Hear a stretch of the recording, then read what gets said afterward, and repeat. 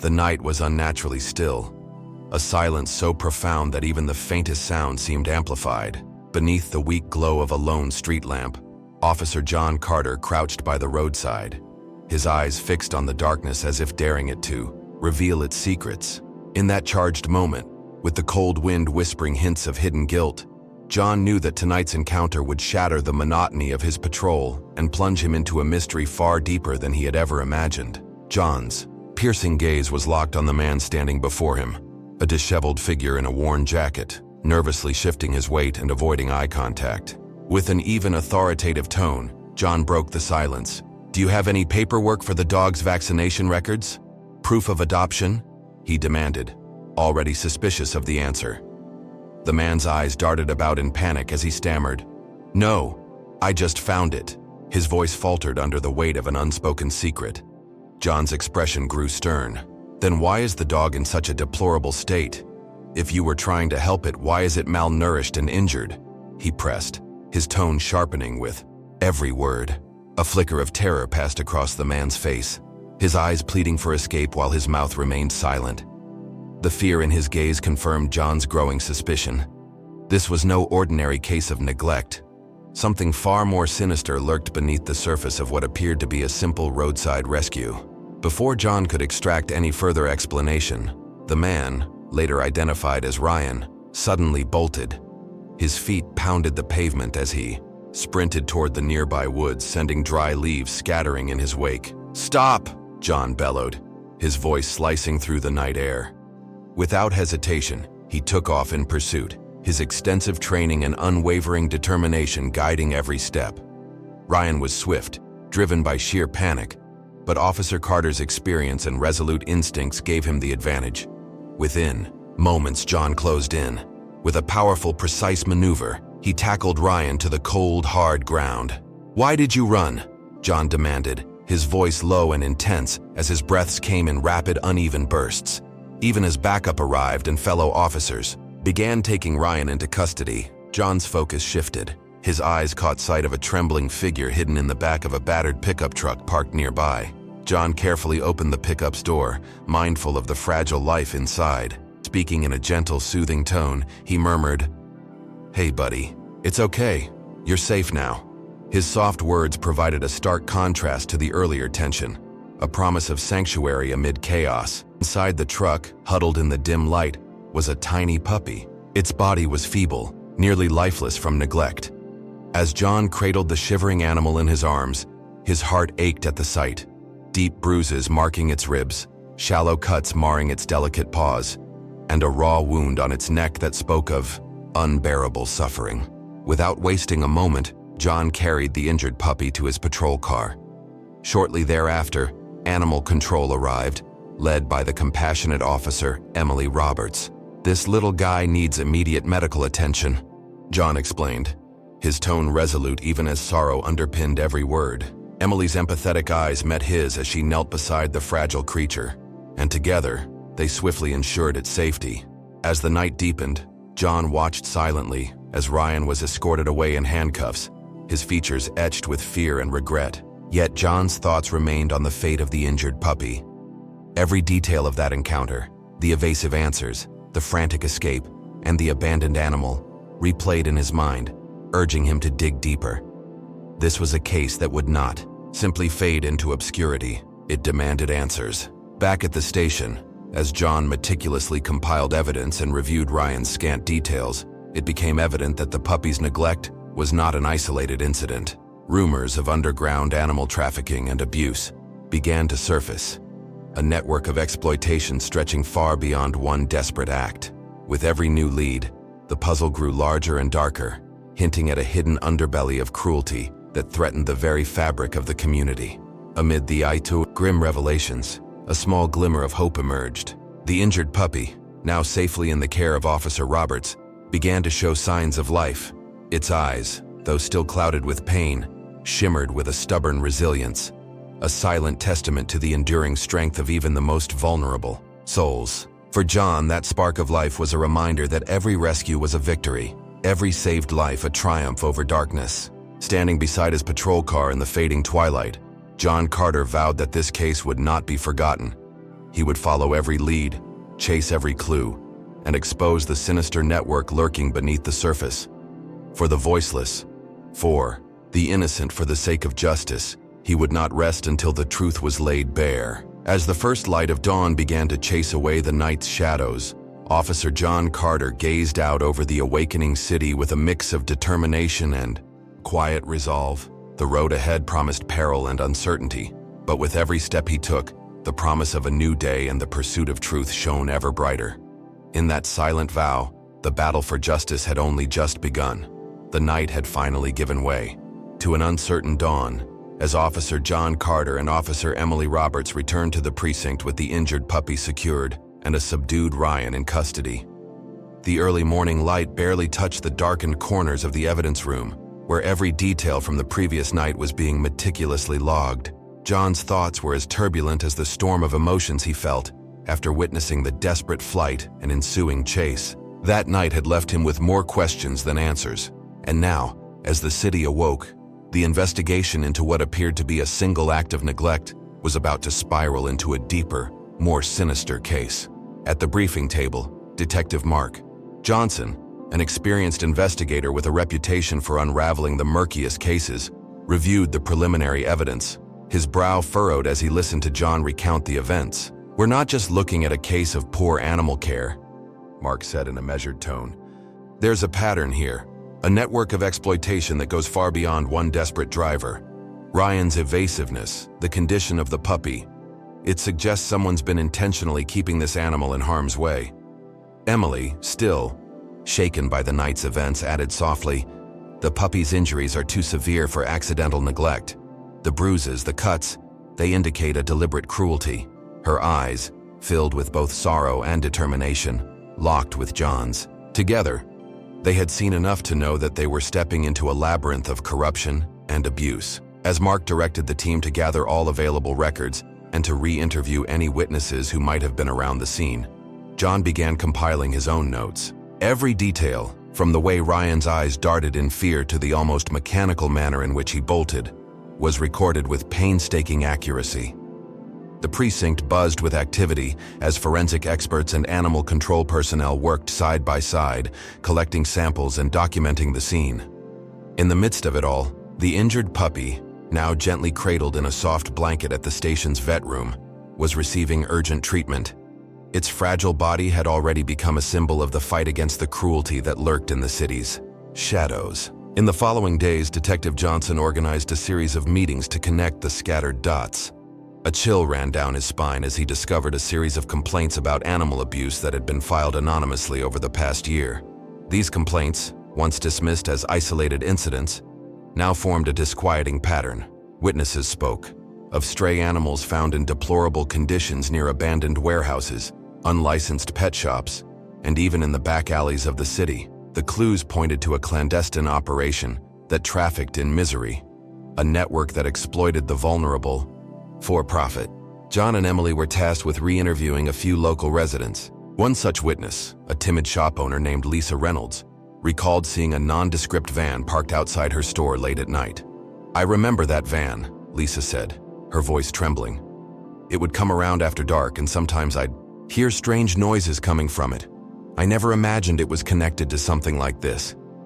Her testimony, though fragmented, added another layer of suspicion to an already convoluted puzzle. Later that afternoon, John visited the scene of the original incident once more, the roadside where Ryan had fled. The area was eerily quiet now. The remnants of the previous night's chaos faded into the early light. John kneeled beside a set of tire marks and faint footprints, his mind racing with possibilities.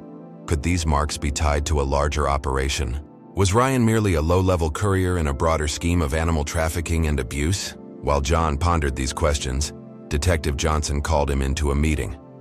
"We've just received new intelligence," Mark informed him, sliding a thick folder across the table. Inside were pages filled with surveillance photos, witness statements, and even snippets of audio from nearby security cameras. These materials suggest that the van we saw near Lisa's shop isn't an isolated vehicle. It's part of a fleet that has been spotted near multiple locations known for animal neglect. "We need to follow these leads before the network realizes we're onto them," Mark explained, his eyes gleaming with both resolve and caution. Emily, who had been poring over the puppy's medical records, interrupted quietly. "I've spoken to the vet. There are signs that the injuries aren't just from neglect. There are indications of deliberate abuse. Someone has been using restraints and harsh methods to keep these animals under control." Her revelation further cemented the notion that they were dealing with an organized predatory network. Days turned into nights as the investigation intensified. Undercover officers and local informants began reporting that a mysterious figure known only as the Handler was orchestrating the network. According to the rumors, the Handler was a shadowy figure with ties to both criminal enterprises and corrupt officials. No one had seen his face, but his presence was felt in every whispered conversation among those who trafficked in cruelty. John, Emily, and Detective Johnson arranged a covert meeting with an informant known as Marcus, a former associate of the Handler, who had since turned informant after witnessing too many atrocities. The meeting was set in a desolate parking lot behind an old industrial complex on the edge of town. Under the cloak of darkness, Marcus arrived wearing a faded baseball cap and sunglasses, his demeanor cautious and alert. "Marcus, we need to know everything," John said in a low, urgent tone as they gathered in a half-lit doorway. Marcus's eyes flickered with a mix of fear and defiance as he began to speak. "I was once involved in the operation, but I got out before I lost everything. They exploit animals, yeah, but it's more than that.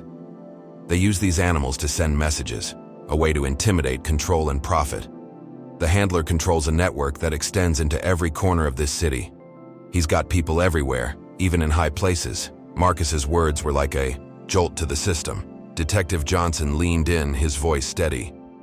"Can you tell us where we might find him? Any location or operation that's central to his activities?" Marcus hesitated, glancing over his shoulder as if expecting to see someone approaching. "There's an old warehouse near the docks, a place that's been abandoned for years. That's where they supposedly store the evidence of their operations. Paperwork, shipments, and sometimes even the animals before they're distributed." Emily's eyes widened. "That could be our best lead," she whispered.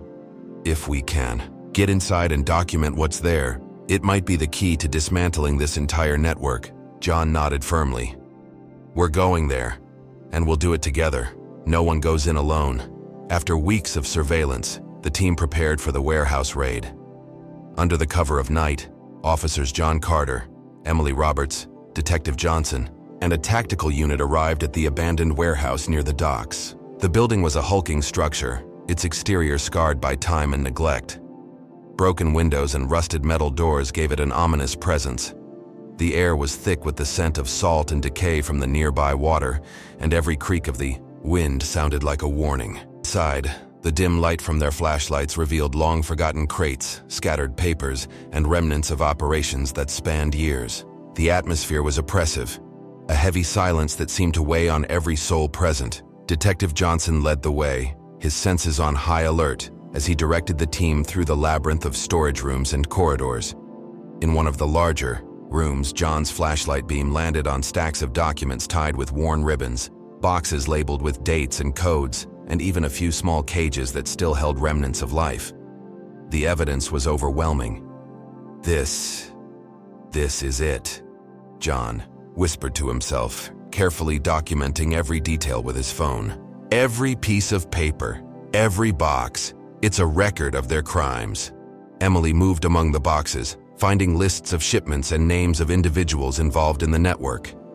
"These records go back years," she noted, her voice hushed with disbelief. "They've been operating under the radar for a long time. We need to secure these documents immediately." Just then, a faint noise from the far end of the warehouse startled the team. A door creaked open, and for a moment, everyone froze. Detective Johnson signaled for silence, and the team tensed, ready for any sign of movement. Out of the shadows emerged a lone figure, a maintenance worker, or so it appeared. His eyes were wide, and his expression was one of utter terror. "Who are you?" John demanded, his tone firm yet cautious. The man stuttered. I'm just a janitor. I've been coming here to clean. Please don't hurt me." Detective Johnson exchanged a glance with Emily. "Stay with us," he said, lowering his weapon slightly. Tell us everything you know about this place." Under pressure, the man revealed that he had been forced to work here by threats from unknown figures. He mentioned that he often heard strange orders coming over a hidden radio channel and saw shipments arriving under the cover of darkness. "They never let me ask questions," he whispered. "I'm scared. They're dangerous."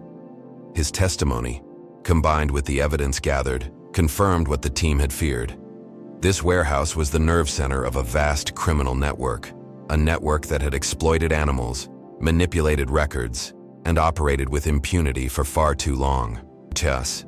The aftermath of the raid, the precinct became a flurry of activity. The evidence collected from the warehouse was overwhelming, and soon it became clear that the case would reach the highest levels of law enforcement. However, with every step closer to dismantling the network, cracks began to show in the alliances that had held the investigation together. Within the department, whispers of corruption and conflicting interests emerged.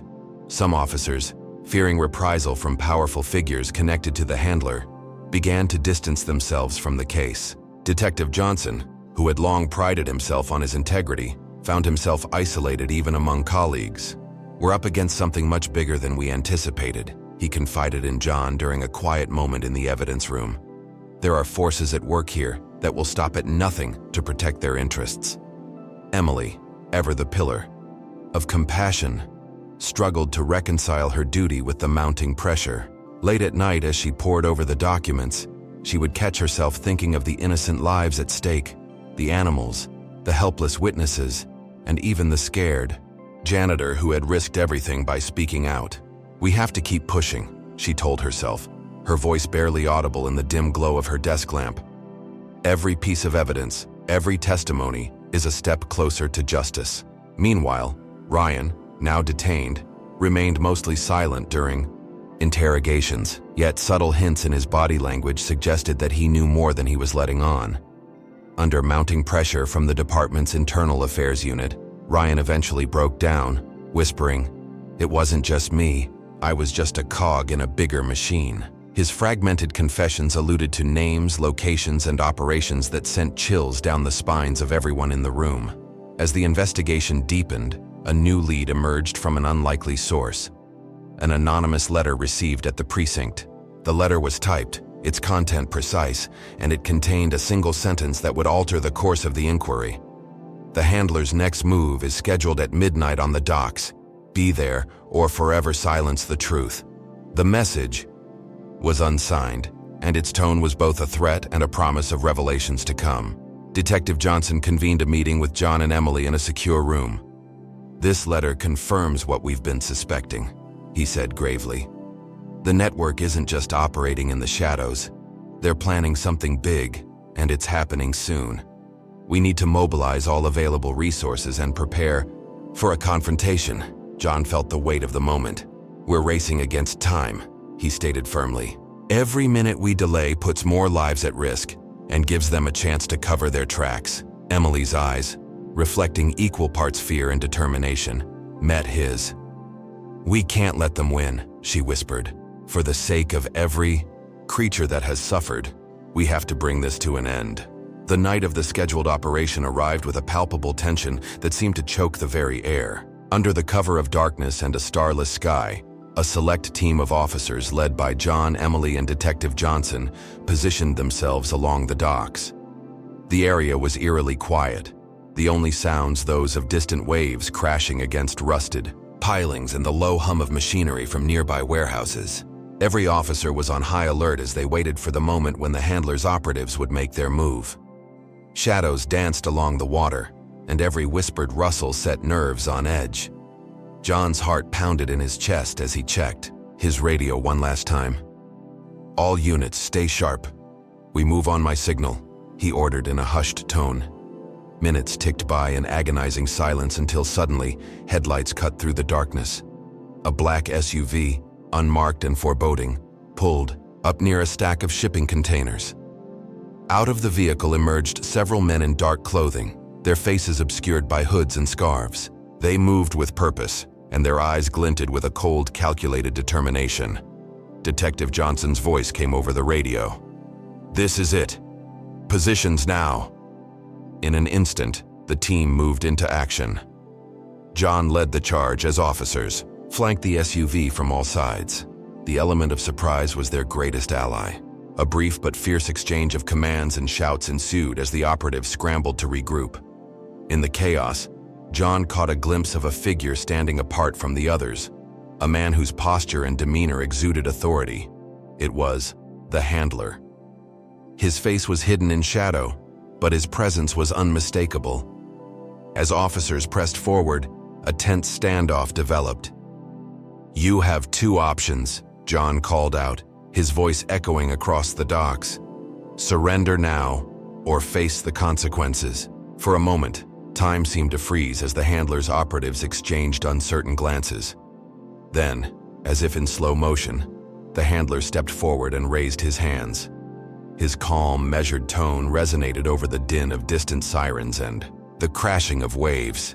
"You think you can stop us?" he said, his voice low and mocking. "You have no idea what you're up against." Before any more words could be exchanged, chaos erupted. Shots rang out, and the carefully orchestrated operation devolved into a frantic scramble. In the midst of the melee, John and Emily pressed on, determined to secure any evidence that could definitively tie the handler to the network. Detective Johnson directed his team to secure the area and detain anyone who attempted to flee. Amid the confusion, a battered envelope was thrown onto the dock by one of the handler's men, a final message. Emily retrieved it carefully. Inside was a handwritten note that read, "This is only the beginning. You will never silence the truth."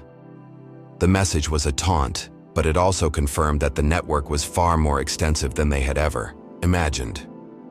In the wake of the midnight confrontation, the docks were a scene of controlled chaos. Officers worked to secure the area, and medics attended to minor injuries sustained during the skirmish. The black SUV had been impounded, and several suspects were taken into custody. But despite the arrests, one question loomed large. Where was the handler? Detective Johnson gathered the team in a secure room at the precinct. "We have enough evidence from tonight's operation to begin dismantling this network," he said, his tone resolute. "But the handler remains at large. We must continue to follow every lead, every shred of evidence, until we bring him to justice." John Carter sat quietly, still feeling the adrenaline from the confrontation. His mind replayed the standoff over and over, a moment when the weight of corruption had collided with the relentless pursuit of truth. He knew that the road ahead would be long and fraught with danger, but the evidence they had gathered that night was a significant breakthrough. Emily Roberts, ever compassionate, made sure that the injured and the frightened received the care they needed. The detainees, including Ryan, were held for further questioning. Under intense interrogation, Ryan finally revealed more details about the network. "I was forced to do it," he muttered, tears in his eyes. "They threatened my family. I didn't have a choice." His confession, though fragmented, painted a picture of a system designed to break the spirit of those caught in its grip. As the investigation deepened over the following weeks, new evidence emerged, linking high-ranking local officials to the network. Documents recovered from the warehouse raid, coupled with intercepted communications, revealed that the network's operations extended into areas of political influence and organized crime. The city, once thought to be free of such dark undercurrents, was now unmasked as a battleground for power, exploitation, and betrayal. Detective Johnson coordinated with federal authorities, and soon a task force was formed to target the upper echelons of the organization. Every day brought new revelations, and the case grew in scope. Yet, amid the turmoil, a sense of cautious optimism began to take root. For every secret uncovered, for every person rescued, the community's faith in justice was slowly being restored. For Officer John Carter, the case was more than just a professional duty. It had become personal. Late at night, as he sat in his modest apartment overlooking the city, he would replay the events in his mind. The terror in Ryan's eyes, the silent plea of the injured puppy, and the cold, mocking tone of the handler haunted him. He had seen too much cruelty to ever forget the faces of those who had suffered. In quiet moments, John would write in a battered journal, his thoughts raw and unfiltered. "Tonight, I witnessed the depths of human depravity," he penned in one entry. "But I also saw a spark, a glimmer of hope that reminds me why I chose this path. Justice is not a destination, it's a journey paved with sacrifice and truth." Emily, too, carried the emotional scars of the investigation. She recalled a conversation with a fellow officer one evening. "Sometimes I wonder if we can ever truly heal the wounds of this city," her colleague had said. Emily's response was quiet, but firm. "We may never heal every wound, but every life we save, every truth we expose, brings us one step closer to redemption." As the task force intensified its efforts, the public began to take notice. Community meetings were held, where citizens demanded answers and accountability. Local media outlets ran in-depth stories about the network, shining a light on the once-hidden world of animal trafficking and abuse. The pressure mounted on those in power, and whispers of reform began to echo through City Hall. Yet with every victory, the cost of truth was painfully clear. Friends and colleagues who had once stood united now found themselves isolated by the weight of the investigation. Some received veiled threats, while others were forced to step back from the front lines out of fear for their own safety. Detective Johnson, who had always been a stalwart defender of justice, became increasingly wary of those around him. "We're not just fighting criminals," he confided in a late-night meeting with John and Emily. "We're battling a system that's rotten to its core. And that means our fight may come at a steep personal price." In a dramatic turn of events, a breakthrough came when a high-ranking official was implicated in the corruption. An informant from within the city government leaked confidential documents that tied local officials to the network's financial operations. The documents detailed illicit transactions, bribes, and covert meetings, evidence that was too damning to ignore. The revelation sent shockwaves through the community. Public protests erupted, demanding that those responsible be held accountable. The city's once trusted institutions were now under intense scrutiny, and calls for reform grew louder with each passing day. For John, Emily, and Detective Johnson, this was the turning point they had been waiting for, a chance to strike at the heart of the corruption. Working around the clock, the task force compiled the leaked documents, cross-referencing them with the evidence from the warehouse raid and intercepted communications. Every piece of evidence painted a picture of a sophisticated, multi-layered network that had operated with impunity for years. The stakes were higher than ever, and the team knew that the final push to bring down the handler and his associates would be fraught with danger. In a tense press conference held at the precinct, Detective Johnson addressed the city. "We have uncovered a network of exploitation that has thrived in the shadows for far too long," he declared. "We are committed to exposing every layer of this corruption and ensuring that justice is served. Today, we stand united in our resolve to reclaim our community." The words were met with a mixture of outrage, hope, and determination, and for a brief moment, it felt as though the tide might finally be turning. As the investigation moved toward its climax, the team prepared for one final operation, a coordinated strike that would dismantle the network once and for all. The plan was intricate, involving multiple agencies and a series of simultaneous raids at key locations identified from the amassed evidence. John, Emily, and Detective Johnson led the charge, their resolve unshaken by the dangers that lay ahead. On the eve of the operation, the team gathered in a secure briefing room. Maps and blueprints were spread out on the table, illuminated by the glow of computer screens displaying real-time intelligence. "This is our moment," John said, his voice steady despite the tension. "We have the evidence, we have the plan, and now we have the will to see it through. For every animal, for every victim, for every truth that has been silenced, we strike tonight." As the clock ticked toward midnight, the city held its breath. In a synchronized series of raids, federal agents and local police descended on the identified locations: abandoned warehouses, hidden offices, and even upscale buildings where corrupt deals were struck behind closed doors. Gunshots echoed in the distance, and radio chatter crackled with urgency as the operation unfolded. For hours, the city was engulfed in a battle of wits and force, a struggle between those determined to uphold justice and those desperate to protect their secrets. In the midst of it all, John and Emily pushed forward, gathering critical evidence and ensuring that every suspect was detained. Detective Johnson's calm command kept the operation focused, even as chaos reigned around them. By the early hours of dawn, the network's web had begun to unravel. The handler's key operatives were taken into custody, and the floodgates of evidence began to open. The operation was hailed as a monumental victory, a significant blow to a criminal enterprise that had long thrived in darkness. In the days and weeks that followed the operation, the city began the slow process of healing.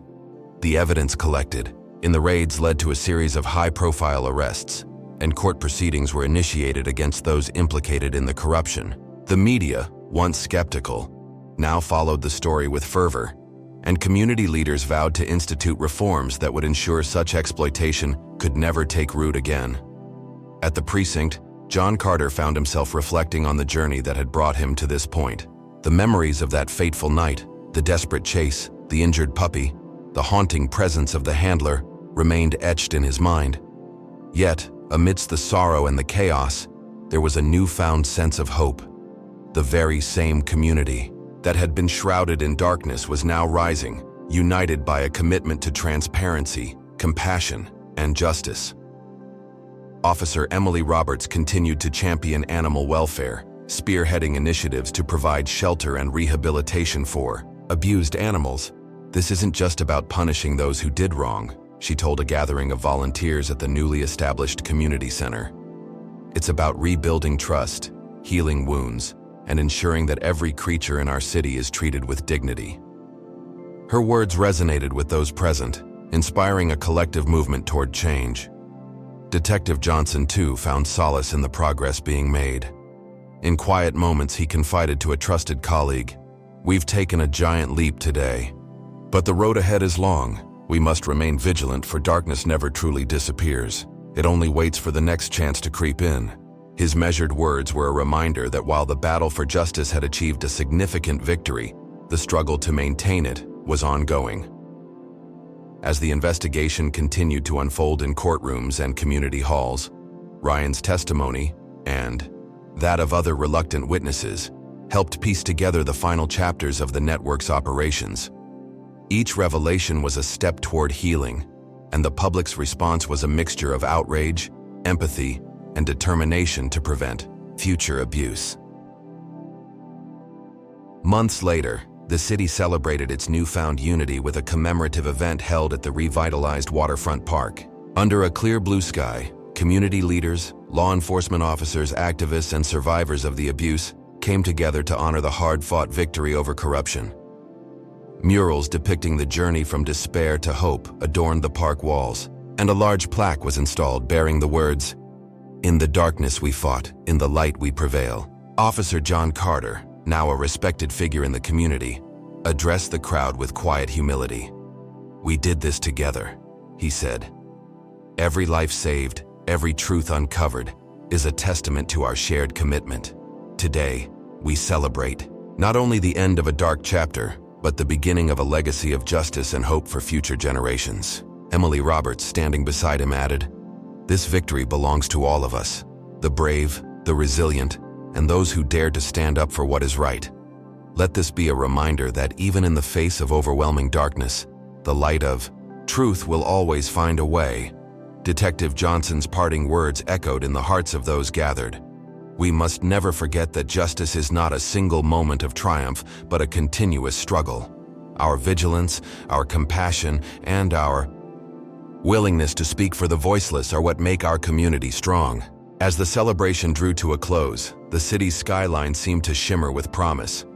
The battle against cruelty had left scars, but those scars were slowly transforming into symbols of resilience and determination. In every smile, in every tear of joy, and in every whispered promise of a better tomorrow, the legacy of their struggle would live on, a beacon of hope that would guide the community for years to come. In the quiet aftermath of victory, Officer John Carter, Officer Emily Roberts, and Detective Mark Johnson each found themselves changed by the events of the past months. The wounds inflicted by corruption were deep, yet the seeds of hope had been sown, promising growth and renewal. John often revisited the scene of that fateful night, now a memorial to both loss and redemption, and in the soft glow of twilight, he would recall the determination that had driven him to pursue justice relentlessly. Emily continued her work with rescued animals, establishing programs that not only provided care, but also gave voice to the silent victims of abuse. Her tireless efforts ensured that every creature, no matter how small, was given a chance at a better life. And Detective Johnson, ever the guardian of truth, dedicated himself to reforms that would prevent future corruption, knowing that the fight for justice was an ongoing journey. The city, scarred by its past, now looked forward with cautious optimism. New policies were enacted, accountability was demanded, and every citizen became a guardian of truth. The legacy of that dark chapter was transformed into a guiding light, a reminder that while evil may lurk in the shadows, the collective strength of a community united by compassion can bring about lasting change. As the sun set on the horizon, casting long shadows that slowly merged with the approaching night, the promise of a new dawn glowed on the faces of those who believed in the power of justice. The journey was far from over, but in every heartbeat, in every act of courage, the spirit of hope endured, a spirit that would forever illuminate the path toward a brighter future. The morning after the coordinated midnight operation, the city woke to a mix of disbelief and cautious optimism. The arrests made at the docks had sent shockwaves throughout the community, and every street corner buzzed with whispered conversations. At the precinct, Officer John Carter, Officer Emily Roberts, and Detective Mark Johnson gathered for an early briefing. The room was filled with a heavy silence as evidence files, surveillance photos, and recorded testimonies lay spread out across the table. John's tired eyes flicked over the pages of his journal, each line a reminder of the struggle he had endured. "We've dismantled a major piece of this criminal puzzle," he said, his voice resolute yet reflective. "But the handler is still out there, and our job isn't finished until every link in this chain is broken." Detective Johnson, whose voice carried the weight of years of hard-earned experience, added, "Tonight's events have exposed corruption that runs deep. It's not just about animal abuse. This is a network that has infiltrated government, offices, local businesses, and even some branches of law enforcement. We must be relentless in our pursuit of every piece of evidence." Emily, her eyes still tender with the memories of the injured puppy she had rescued, nodded. "I'm determined to see justice not only for the animals, but for every victim caught in this web. We owe it to them to uncover every secret and dismantle this network from its roots." In that room, as the team coordinated with federal agents and prepared for a series of follow-up raids, the gravity of the investigation became starkly clear. With the leaked documents and Ryan's fragmented confessions now in hand, a new chapter of inquiry was opening. A chapter that would force them to confront not only hardened criminals, but also the very institutions meant to protect them. Across the city, citizens felt the repercussions of the investigation in unexpected ways. Local media outlets ran headlines detailing the corruption scandal, sparking protests and town hall meetings. In neighborhoods once mired in fear and mistrust, communities began to gather in public squares to demand accountability. A grassroots movement emerged, people united by the belief that transparency and justice could heal wounds that had festered for years. At a community center in the heart of the city, Emily led a volunteer meeting focused on animal welfare and community safety. The room buzzed with determined voices as activists, local business owners, and survivors of abuse shared their stories. "This isn't just about a single case or one network," Emily said, addressing the group with passion. "It's about reclaiming our community from those who exploit and silence the vulnerable. Every rescued animal, every broken record we uncover, is a victory for all of us." Among the attendees was a young woman named Kelly Adams, whose personal losses had been intertwined with the case. Kelly recounted how her neighbor's beloved dog had vanished without explanation, a disappearance that was later linked to the same underworld of animal trafficking. "We have to hold those responsible accountable," she pleaded. "I won't rest until I know that no other family has to endure such pain." Back at the precinct, Detective Johnson received a call from a federal agent indicating that additional surveillance footage had been recovered from one of the abandoned warehouses. This footage, the agent explained, might offer a direct glimpse into the handler's operations. a rare chance to identify his face or pinpoint his next move. The prospect of finally obtaining a face for the elusive figure galvanized the team. For John, it was not just about solving a case, it was about ending a reign of terror that had haunted the city for too long. Late one rainy evening, John Carter found himself revisiting the scene of the original encounter on that fateful night, by the roadside. The street was empty, the puddles reflecting the distorted images of flickering streetlights. Standing there, John's mind wandered back to the moment when Ryan had bolted, and the injured puppy had been left behind. Every detail was seared into his memory. The desperate eyes of a man trying to escape his fate, the silent plea in the puppy's gaze, and the palpable menace of a hidden network pulling strings from the dark. He recalled the hurried conversations in the interrogation room and the cryptic messages left by those who had once served the network. With his hand gripping the steering wheel of his patrol car, John scribbled notes into his weathered journal. "I still hear the echoes of that night," he wrote. "Every shadow, every whispered threat. It's a reminder that the battle for justice is as much about confronting our own past as it is about stopping future crimes." The memory of that night spurred him to visit a small, forgotten cemetery on the edge of town, a place where victims of unspeakable crimes had been laid to rest. Among the moss-covered tombstones, John paused at a marker bearing the name of a young child whose life had been lost to neglect and abuse. In that moment, he vowed that no more lives would be sacrificed in silence. The scars of the past would fuel his determination to expose every hidden secret and to bring a lasting end to the cruelty that had gripped the city. Within the walls of the police department, tensions ran high as evidence mounted against corrupt officials. Whispers of betrayal and internal compromise began to surface. Some officers, once trusted allies, were now suspected of collusion with elements of the network. Detective Johnson, burdened by the realization that corruption had infiltrated the ranks, convened a confidential meeting with a select group of loyal officers. "We have a dual battle on our hands," he said gravely. "We're fighting criminals on the streets, and we're also confronting those who would let corruption fester within our own ranks. We must remain vigilant, ensuring that our investigation is not compromised from within." John felt a cold knot tighten in his stomach as he listened to the accusations and counter-accusations. Every phone call, every late-night conversation was now shadowed by the possibility of betrayal. Yet, amid this internal strife, John's resolve hardened. He knew that the truth was larger than any individual. Justice had to prevail, even if it meant challenging the very institutions meant to protect it. Emily, too, was grappling with the emotional toll of the case. In quiet moments between shifts, she would sit alone in her modest apartment, tears silently falling as she thought of the countless innocent lives caught in the crossfire. "How many more have to suffer before we break this cycle?" she whispered, into the darkness. But as the days passed, she found solace in the small victories: a rescued animal finding a new home, a community coming together in protest, a coworker speaking truth to power. These moments of hope, though fleeting, reminded her that the fight was worth every sacrifice. With mounting evidence and the leaked documents implicating local officials, the investigation took a decisive turn.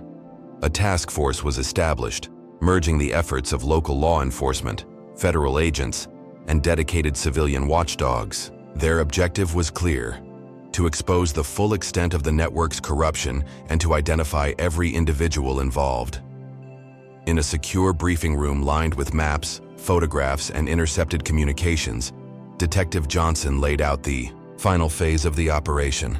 "Our intelligence indicates that the handler is planning a major transfer of assets tonight, a move that could solidify his control over this entire operation," he explained. "This transfer is the linchpin. If we can intercept it, we will have enough evidence to dismantle the network once and for all." John, now more determined than ever, reviewed every detail of the plan. The operation was scheduled for midnight at a secluded warehouse by the industrial district, a location that had been under surveillance for weeks. Emily meticulously went over the medical reports and witness statements, ensuring that every piece of evidence would be ready to present in court. The weight of their mission pressed heavily on all of them. yet it was tempered by the knowledge that they were fighting for justice for those who had long been silenced. As the hours crept toward midnight, the task force mobilized. In the command center, tension was palpable. Every officer and agent knew that the coming moments would define not just the case, but the future of the city. "Stay sharp," Detective Johnson ordered over the radio, his voice firm. "Remember, we're here to expose the truth, no matter how deep the shadows." Under a sky cloaked in inky darkness, the team positioned themselves around the warehouse. The air was cold, and every sound, the distant hum of machinery, the rustle of leaves, even the occasional drip of water, seemed amplified. John's heart pounded in his chest as he and Emily took up positions near the entrance. The time for action had arrived. Inside the warehouse, hidden under stacks of crates and dusty machinery, the illicit transfer was already underway. Shadows moved stealthily as operatives exchanged boxes and documents, their actions hurried and secretive. A black van idled near the loading dock, its engine a low, menacing purr in the silent night. John's grip tightened on his radio as he coordinated with his team. "This is Carter. Visual on target. Prepare to move in on my mark," he whispered. Detective Johnson, stationed at a nearby vantage point, watched through binoculars as the exchange unfolded. Every detail was recorded, every coded phrase, every nervous glance exchanged between the operatives. Emily's steady hand captured video evidence on her phone, the screen flickering with images that would later be crucial in court. Just as the transfer reached its climax, a signal crackled over the radio. "All units, move in now." Detective Johnson's command cut through the tense silence like a knife. In a swift, synchronized operation, the task force surged forward. Flashlights pierced the darkness as officers stormed the warehouse, their weapons drawn and voices firm. Chaos erupted within moments.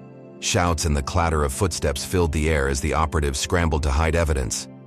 In the confusion, John and Emily pressed deeper into the warehouse. John's eyes met those of an individual emerging from a back room, his posture authoritative, his face partially hidden by shadows. It was the handler. For a split second, time seemed to freeze as their eyes locked in a silent confrontation. "You're too late," the handler sneered, his voice dripping with disdain. "You think you can stop me? You have no idea what forces you're up against." But before he could issue further threats, a volley of commands and the pounding steps of officers overwhelmed the scene. The handler darted into a side corridor, but the task force quickly closed in.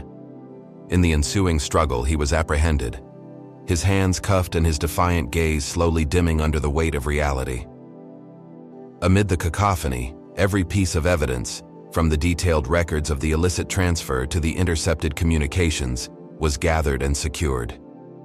The operation was a resounding success. For the first time, the handler, the elusive mastermind of the network, was in custody, and the full extent of the corruption was laid bare. In the days that followed the operation, the city began to exhale, a long-held breath of relief. High-profile arrests and the flood of evidence against corrupt officials and criminals sent shockwaves throughout the community. The press ran stories of a major breakthrough in the fight against exploitation, and public rallies called for sweeping reforms echoed in every neighborhood. At the precinct, John Carter, Emily Roberts, and Detective Johnson sat together, exhausted but resolute. "Tonight, we struck a decisive blow against the darkness," Detective Johnson said, his voice both weary and triumphant. "But this is only the beginning. We still have a long road ahead in rebuilding trust and ensuring that justice is not just served, but sustained." John nodded solemnly, his eyes reflecting both the scars of battle and the hope of a new dawn. "Every case, every rescued animal, every life saved, it reminds me why we do this. We fought for the voiceless, and now the truth will shine a light on every shadow that once haunted our streets." Emily, ever the empath, added, "I can't erase the pain of those we lost, but I can honor their memory by working to create a safer future, a future where every creature, every person, is valued and protected." In the courtroom, as the prosecution laid out the damning evidence, the trial of the handler and his accomplices became a landmark case, Testimonies from survivors, law enforcement officers, and even some repentant former members of the network painted a picture of systemic corruption and cruelty. The leaked documents and intercepted communications provided an unassailable record of the crimes committed. One by one, those who had once hidden behind the guise of legitimacy were held accountable, and public trust in the justice system began to slowly mend. With the network's core dismantled, the city turned its focus to healing. Community centers were established to support victims of abuse, and programs were launched to rescue and rehabilitate animals from neglect. Officer Emily Roberts spearheaded a new initiative, Hope for the Helpless, dedicated to caring for animals and raising public awareness about cruelty. At local schools, workshops and seminars were organized to educate young people about compassion, civic duty, and the importance of standing up for what is right. John Carter, now seen as a symbol of perseverance and justice, was invited to speak at several public forums. His speeches resonated deeply with citizens, inspiring them to take an active role in safeguarding their community. "Justice is not the end of our struggle," he told an audience one crisp morning, "but the beginning of a continuous journey. Each of us must remain vigilant, for it is through our collective strength that we can prevent darkness from ever returning." Detective Johnson continued to push for internal reforms within the department, determined to root out any remnants of corruption. His efforts led to the implementation of new accountability measures and training programs focused on ethics and transparency. "We must always be ready to challenge ourselves," he remarked during one internal review meeting. "The true test of justice is not in our victories, but in our commitment to do better every single day." The community itself, scarred by years of hidden exploitation, began to heal. Neighborhoods once steeped in fear slowly transformed into beacons of unity. Public murals depicting the journey from despair to hope were painted on walls near the docks and in busy downtown areas. These artworks, vibrant and evocative, served as daily reminders that even in the darkest times, the light of truth and compassion could prevail. Years passed, and the story of the great operation and the dismantling of a vast network became a part of local legend, a tale recounted to remind future generations of the power of perseverance and the value of every life. Officer John Carter's journal, now filled with detailed accounts of battles fought and victories won, was archived as a testament to the relentless pursuit of justice. Emily Roberts continued her work with Hope for the Helpless, her initiatives, expanding to neighboring cities and inspiring similar movements nationwide. At an annual commemorative event held at the revitalized waterfront park, the city celebrated its progress. Community leaders, law enforcement officers, activists, and survivors gathered together, their faces marked by both the pain of the past and the promise of a brighter future. A large mural depicting the journey from the darkness of exploitation to the dawn of reform was unveiled. Standing before it, John, Emily, and Detective Johnson reflected on the long, arduous path that had led them to this moment. John addressed the crowd, his voice steady and filled with heartfelt conviction. "We faced incredible challenges and witnessed unspeakable cruelty, but together, we proved that even the darkest shadows can be overcome by the light of truth and unity. Our legacy is not just in the victories we achieved, but in the hope we have ignited in every corner of our community." Emily's words, soft yet powerful, resonated through the gathering. This celebration is for every voice that was silenced, for every life that was overlooked, and for every promise that was made to protect the innocent. Let our journey be a reminder that we are all guardians of hope. Detective Johnson, with a hint of a smile, added, "Justice is not an endpoint but a continuous pursuit. We must always be ready to fight for what is right, to hold our institutions accountable, and to never let the light of truth fade." In the quiet aftermath of transformation, the city looked forward to a future defined by resilience and compassion. The once hidden network that had operated in the shadows was now a relic of a painful past, a past that served as both a warning and a catalyst for change. Every street corner, every community meeting, every rescued life was a testament to the power of collective action and the unwavering human spirit. Officer John Carter's journey from that fateful night to becoming a pillar of justice was immortalized. in local lore. Officer Emily Roberts' dedication to healing and advocacy inspired countless others to champion the rights of the voiceless, and Detective Mark Johnson's relentless pursuit of truth brought about reforms that ensured the safeguarding of future generations. As the sun set over a city that had once trembled in fear, the horizon glowed with promise. The legacy of those brave enough to stand against corruption continued to shine as a beacon of hope, a reminder that while darkness may always linger at the edges, the power of unity, truth, and compassion would forever illuminate the path toward a better tomorrow. In every whispered story of heroism, in every mural adorning a rebuilt neighborhood, and in every act of kindness that bridged the gap between past pain and future promise, the spirit of justice endured. The journey was far from over, but with each new dawn the community grew stronger, united by the belief that even the deepest scars could one day fade, replaced by the enduring light of hope. As the first light of a new day crept over the horizon, the city began to stir from the long night of turmoil. In the precinct, Officer John Carter, Officer Emily Roberts, and Detective Mark Johnson sat together in the quiet aftermath of the midnight operation. The echoes of gunfire and shouts had faded, replaced by the measured sound of footsteps in the empty corridors. In that fragile calm, every officer felt the weight of their collective achievement and the long road that still lay ahead. John's eyes, though tired from endless nights on the job, shone with a mix of determination and relief. "We finally got the handler," he murmured, running a hand through his hair. "But I know it doesn't end here. This network has left scars on our city, and we must be vigilant until every last trace of corruption is purged." Detective Johnson, his voice heavy with both wisdom and sorrow, added, "Tonight's success is just the beginning of a new chapter. We have exposed a system that exploited the helpless, and now it's our duty to rebuild what was broken." Emily, always the compassionate soul, nodded. "I've seen so much pain," she said quietly, "but I've also seen hope in every rescued animal, every community meeting, every act of kindness. This is our chance to transform that pain into a better future." At the precinct, evidence from the raid was carefully cataloged.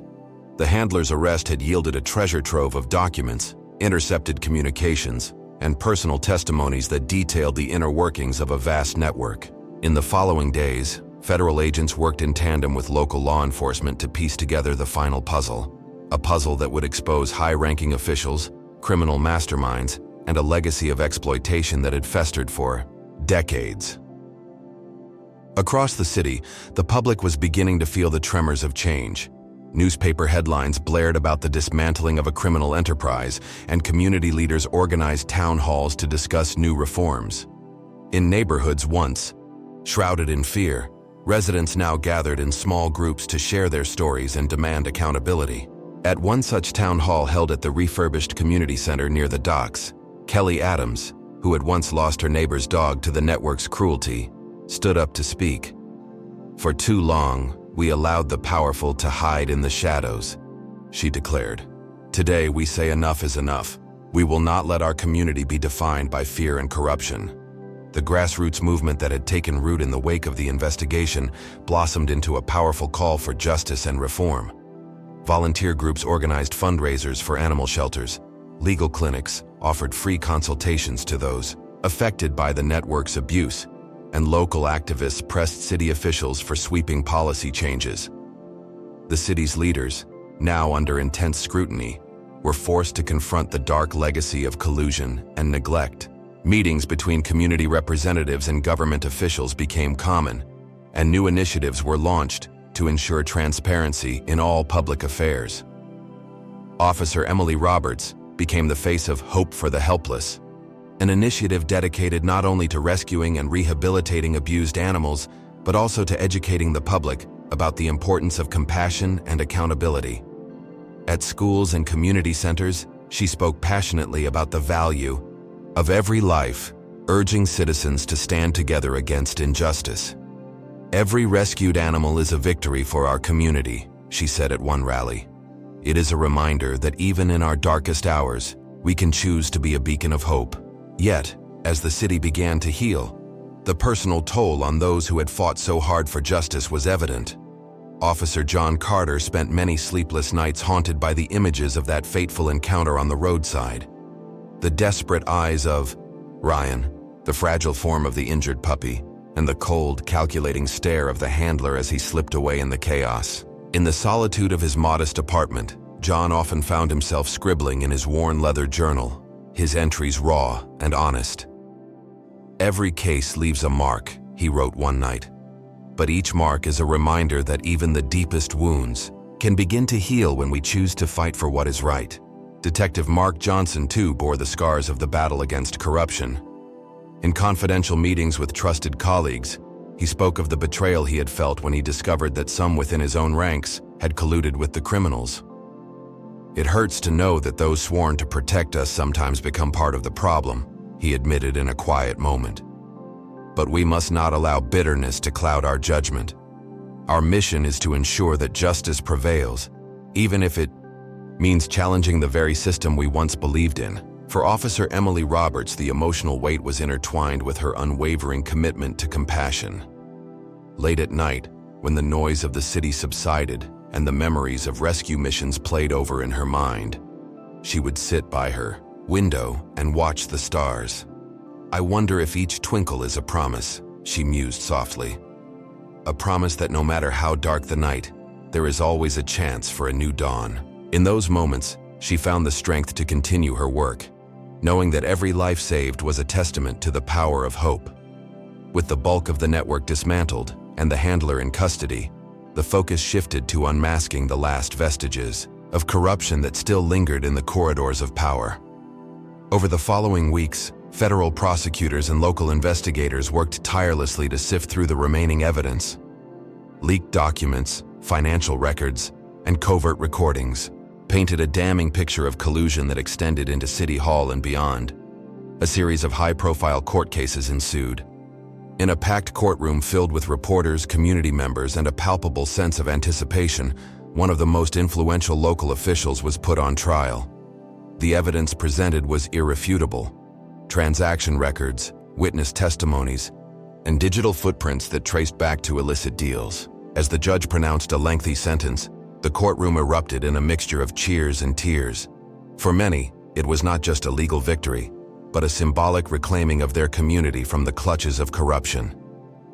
In another case, former members of the network who had once been complicit in the abuse came forward, their confessions a mix of remorse and resignation. Ryan, who had been forced into a life of crime by threats against his family, testified tearfully about the coercion and fear that had driven him to participate.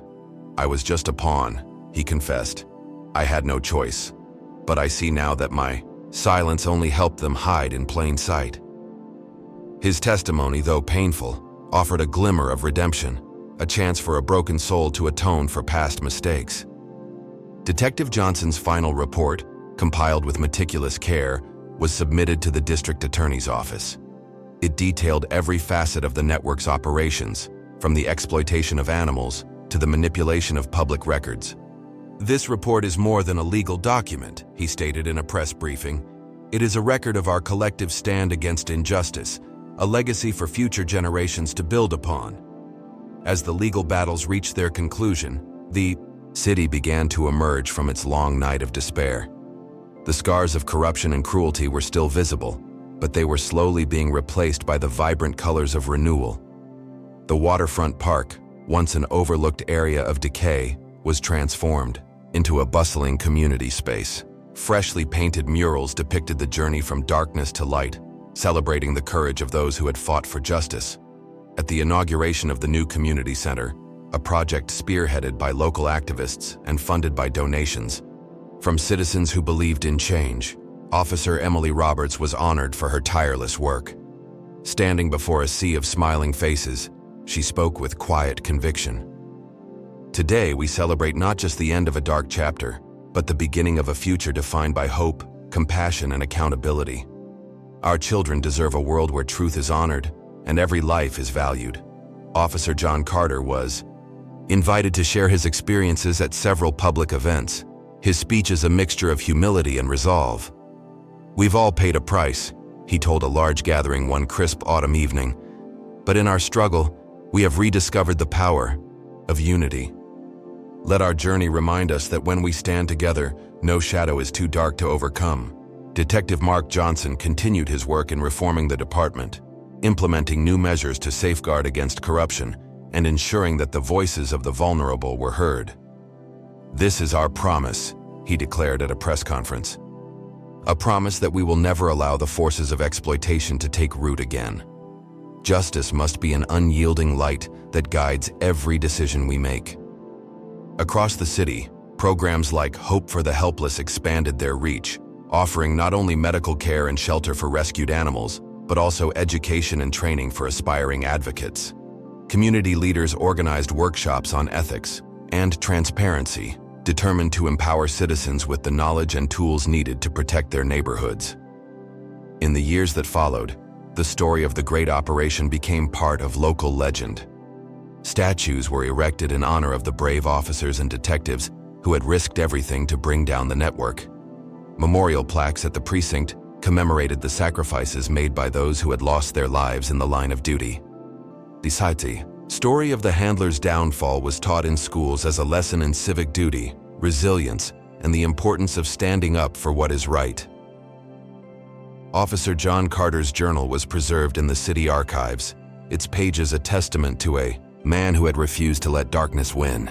His words resonated with future generations, inspiring new officers to uphold the values of integrity and courage.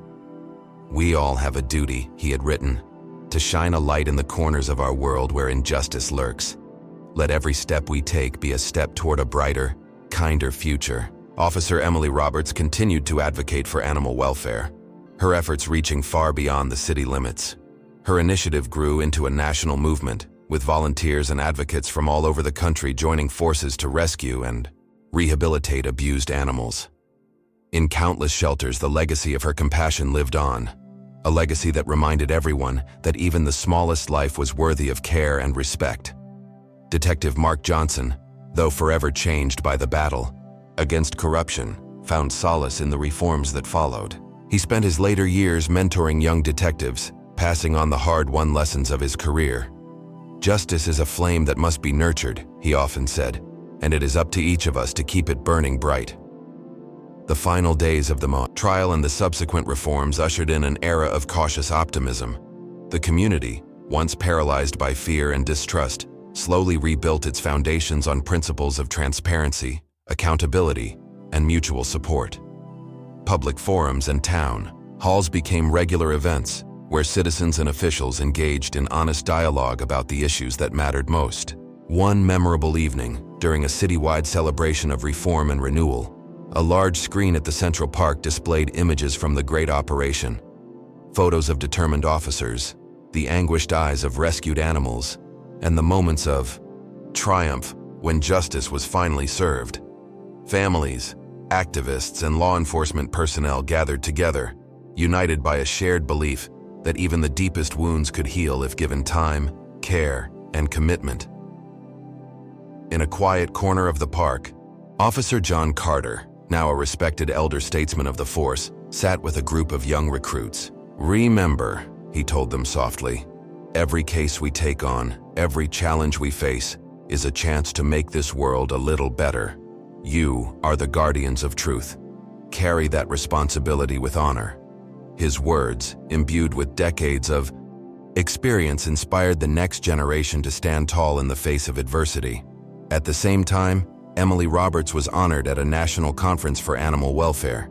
Awarded for her lifelong dedication to protecting the voiceless, she spoke about the power of compassion and the importance of community engagement. "Every rescued life," she said passionately, "is a victory against cruelty. Let our actions today pave the way for a kinder tomorrow."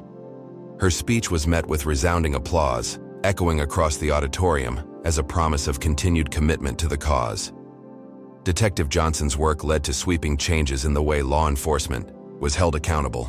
New oversight committees were established, and rigorous training programs were implemented to ensure that integrity remained at the heart of every investigation.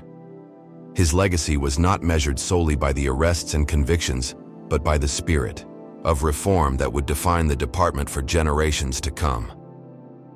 Years later, the city had transformed into a beacon of hope, a testament to the power of collective action and the enduring strength of the human spirit.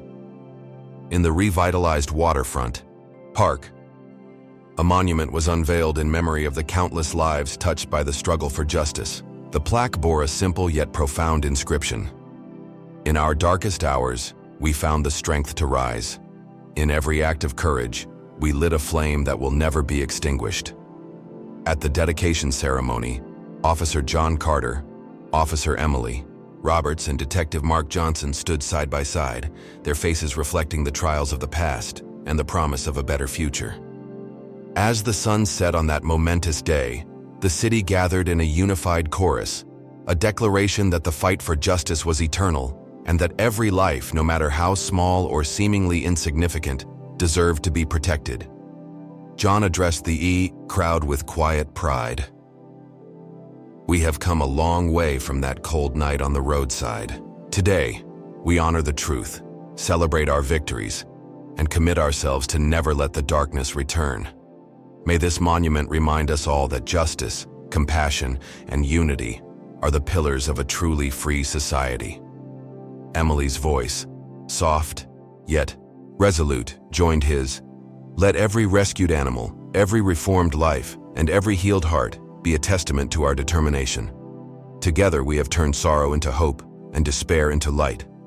Detective Johnson concluded, "This is not the end, but a new beginning. The legacy we leave behind will be measured by our willingness to stand against injustice and our unyielding belief in the power of truth.